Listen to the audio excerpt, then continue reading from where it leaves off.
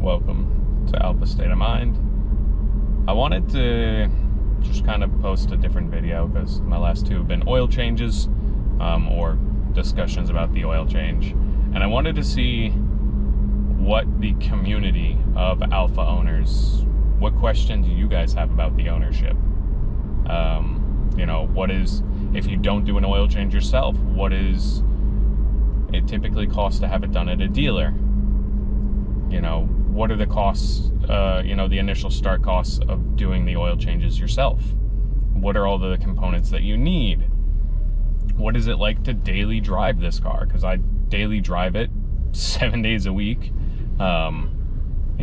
So what questions would you have about owning an Alfa Romeo? Because I see a lot of comments online of people, I'm thinking about buying, but how's reliability? I'm thinking about buying, but what are all these gremlins I've heard about?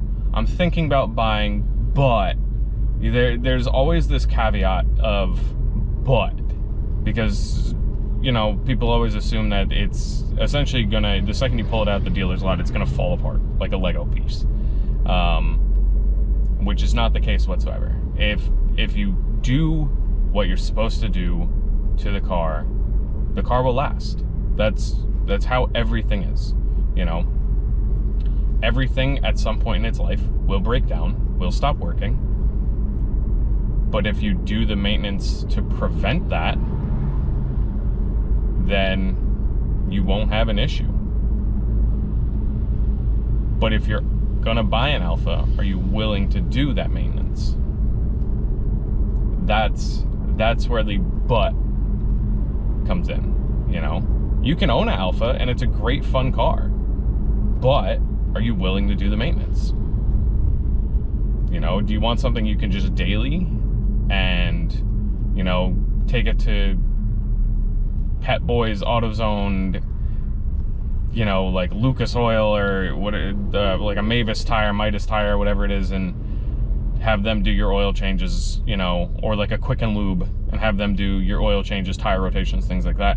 Or are you willing to put the money in to either invest in learning to do it yourself or pay a specialty shop that focuses on Alfa Romeo maintenance? So I would love to hear questions, comments, feedback in regards to your thoughts on Alfa Romeo. If you own one, if you're thinking about owning one, or why you don't own one. Just to see where the world stands. But until then, I'm going to keep enjoying this beautiful car while sitting in traffic on my way to work.